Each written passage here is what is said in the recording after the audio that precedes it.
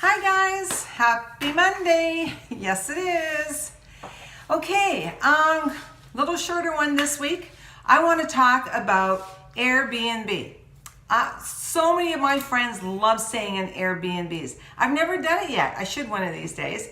Anyway, I think it was last Wednesday, the mayor of Vancouver, Robertson, made an announcement with the council that they've come to an agreement with Airbnb on how they are going to be operating within the Vancouver city limits.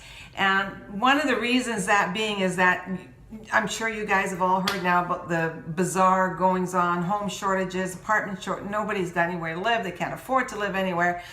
So they've made all kinds of changes, and one of them was that no longer can you participate in Airbnb with a secondary apartment or home. It has to be your primary residence only. And Airbnb and City Hall are going to be working together. So you have to go to City Hall, you have to get a license, $56, $56, $57. Don't hold me to it because I'm really just want to do the Airbnb thing. But anyway, you can check that out on Vancouver City Hall's website.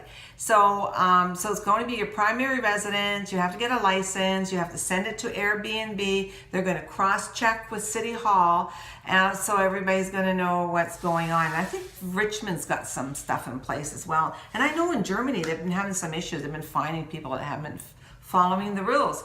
So they're doing this so now, as an entrepreneur or capitalist, if you want to buy a second apartment and put it in short-term rental, which would be Airbnb, you're no longer going to be able to do that.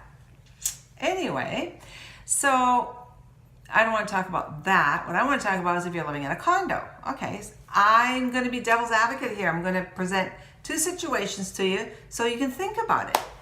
I think it's important if you're paying $500,000, $800,000, or $1 million for a condo. And you know what? It's your home, but it's never really all your home. Okay, so I travel a fair amount. We ourselves are snowbirds. Geez, I've really never thought about it, but you know what? If we're gone for 5 months, why wouldn't I put my suite in Airbnb? Why not make some money while I'm spending it somewhere else? I mean, I think that's really great, and it would really make my husband happy too. But I'm not sure if I'm allowed to, because if you have a primary residence, well, in Vancouver right now, anyway, primary residence Vancouver, you're going to do that. You have to get a letter from the STRATA Council saying that they're okay with that. You have their permission to use your home as an Airbnb. Wouldn't that just bleep you? Because it's my home, I've paid for it, or I am paying for it, and now I have to ask somebody's permission to see if I can participate. Man, that would really tick me. And also, by the way, if you're a renter, you have to get the landlord's permission, which makes sense really, to participate and then go to the strata. All right, so now I'm thinking, if I don't want to participate in Airbnb, but I'm home all the time and I'm not a person that travels much, and this is my new home, and I don't know how I would feel on the flip side of the coin if I'm coming home and on a weekly basis there is somebody different across the hall from me. And I love meeting people from all over the world, and I'm a pretty friendly person, but I'm just not sure if how comfortable I'm going to be if my neighbor across the hall is going to be, for the next 4 or 5 months, running his suite like a hotel. I'm sorry. Do you know what?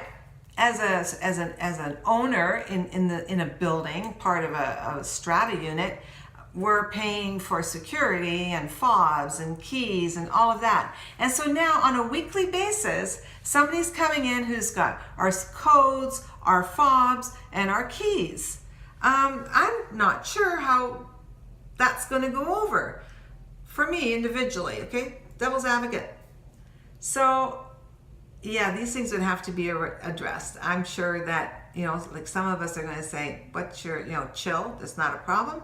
Other people are going to say, yeah, you know what, I'm really not comfortable with that either. I wouldn't like that. I mean, you know what, good people come in all sizes and shapes, and bad people come in all shapes and sizes. So yeah, you know what, maybe go rent in a hotel and keep us out of it.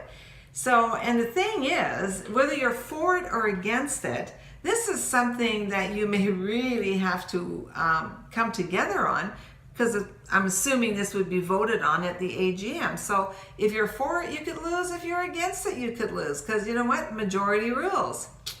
Now, the other thing that nobody's talking about, I don't hear it mentioned very often, is your insurance. I would assume that if you're going to start renting your home out for whether it be 3 days a week, that you're going to have to call your home insurance company and tell them what you're doing. Because if your renter or short-term renter comes in and damages your suite or burns something, I'm assuming that if you want to be covered, that you're going to have the proper insurance in place. And this is also, I'm pretty sure, going to be applicable to a strata. If you have owners in the building that are now renting short term to people you don't know, you have no idea, that's going to change the insurance for the whole strata complex. So these are things to be aware of. Ask questions, whether you're for it or against it. If it's important to you, find out before you buy or before you move in. And then remember, you can be outvoted anytime. So I'm going to leave that with you guys. Like I say, do your own homework. I'm not telling you what to do, what not to do. These are my thoughts and something you may want to check out if it's important to you. See you next Monday. Have a great week, you guys. See you later.